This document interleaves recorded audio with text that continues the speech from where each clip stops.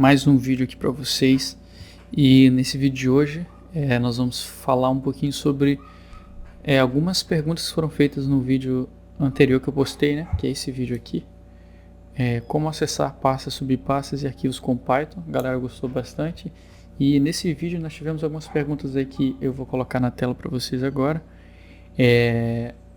A primeira foi essa aqui, ó.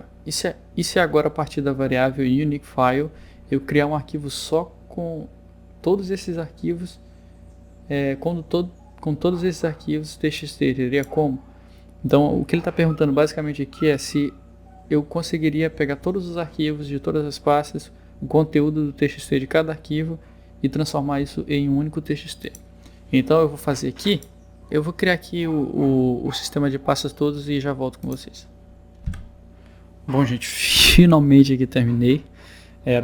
Eu deveria ter deixado isso pronto aqui antes de começar a nossa videoaula, mas para quem não entendeu o que eu fiz aqui, eu criei basicamente uma estrutura com 3 pastas principais, e cada uma dessas pastas tem 2 pastas, que é nesse caso do A, o A1, o A2, e cada um dessas subpastas tem um arquivo que tem basicamente o nome, a nomenclatura da pasta anterior junto com o text junto, e o conteúdo dele é basicamente o nome da pasta.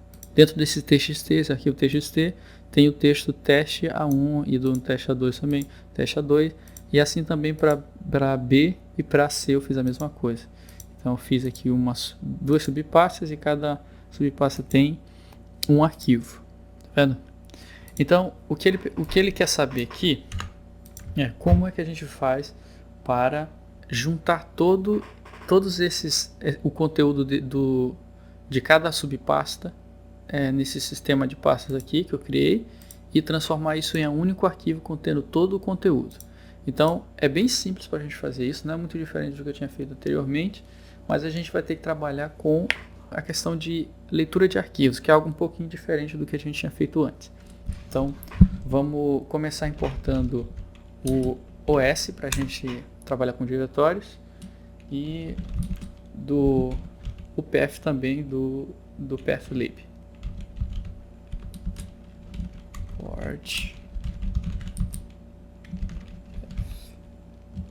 Beleza, importamos essas duas libs vão ajudar a gente a trabalhar com diretórios de uma forma mais fácil, né?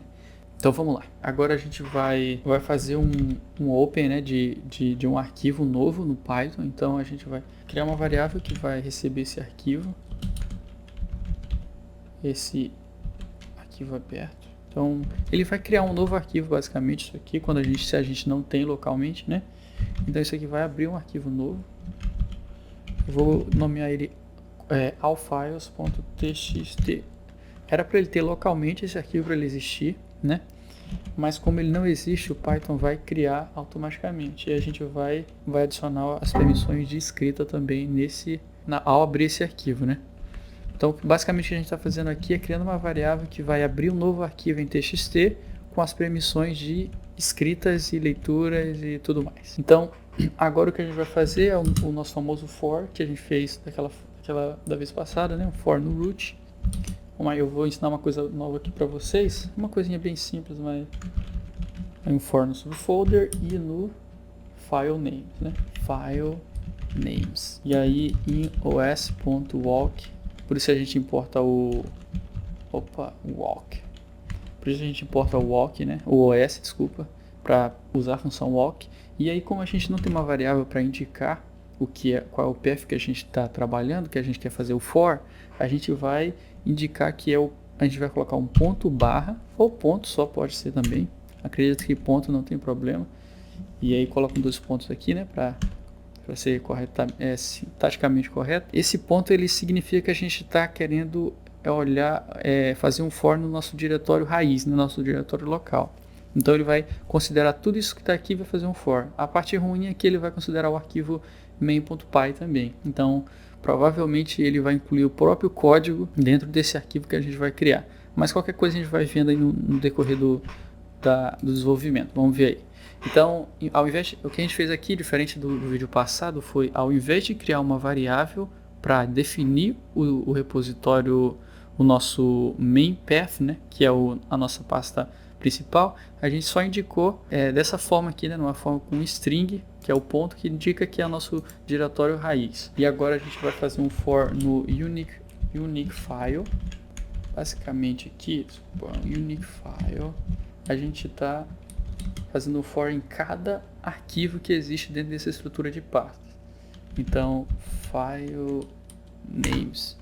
Então a gente pegou aqui dentro de file names, está nomeando cada arquivo como unique files, né, dentro dessa variável unique file.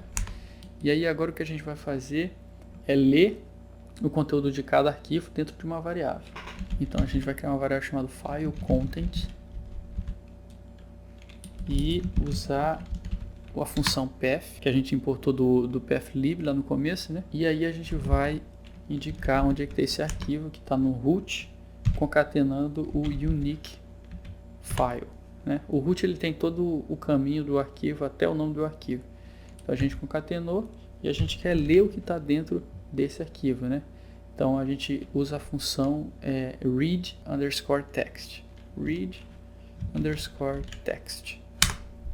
E aí isso aqui basicamente passa o conteúdo dos arquivos para dentro dessa variável. Agora a gente quer escrever dentro dessa variável que a gente criou aqui, né, que vai receber o arquivo novo, dentro da variável allFiles. Na verdade está allFile aqui, mas eu vou colocar allFiles para ficar melhor da gente entender que significa que tem um conteúdo de todos os arquivos.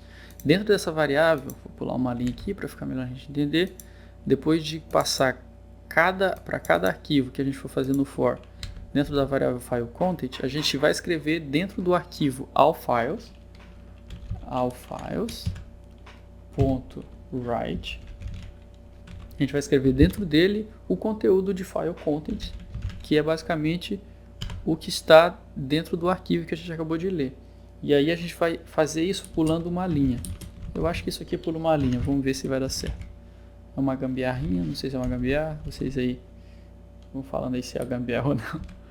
Mas vamos ver. Agora a gente vai fechar o arquivo, né? Toda vez que a gente abre um arquivo, a gente fez aqui o open dele, a gente tem que fechar. Então vamos fechar o arquivo aqui, allFiles.close. Pronto, prontinho.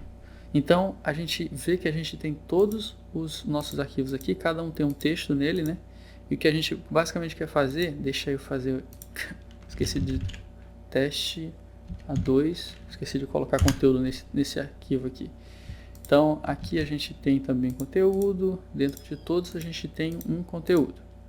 O que a gente espera aqui agora é que ao rodar o código, a gente tem um novo arquivo, e o nome desse arquivo vai ser allfiles.txt, ele vai estar aqui na raiz do projeto, e ele vai conter tudo o que tem dentro dessas pastas aqui de arquivo em um só arquivo. Então vamos rodar para ver se vai funcionar. Opa, tivemos um erro aqui, mas vamos ver o que a gente fez errado. Ele criou o arquivo aqui, e aí ele basicamente passou para dentro do arquivo como eu falei para vocês, o próprio código, né? Por isso que a gente seria bom definir uma pasta para colocar nossas outras pastas, mas vamos ver, a gente fez alguma outra coisa errada aqui também. Vamos ver aqui. Bom, gente, o problema era só aqui na indentação mesmo na hora de fechar o arquivo, na hora de fechar o arquivo aqui, que estava errado, por isso estava dando erro, então só colocar na mesma direção do for que vai dar certo. E aí, como eu falei para vocês, quando a gente roda aqui, dá um run, ele vai gerar o arquivo, como vocês estão vendo aqui, e o problema é que ele vai pegar o texto também do nosso código, né? Então como a gente só quer o texto dos arquivos, uma solução seria criar uma pasta, igual eu falei para vocês, uma pasta principal e colocar todas essas aqui, essas três pastas dentro dela, né? E fazer com que o nosso código fizesse o for a partir dessa pasta. Então a gente faria desse jeito aqui, ó.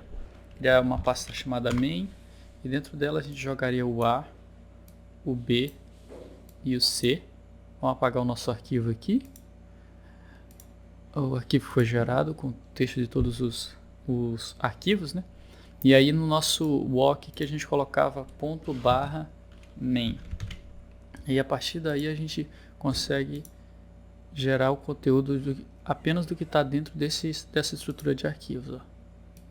Olha aqui.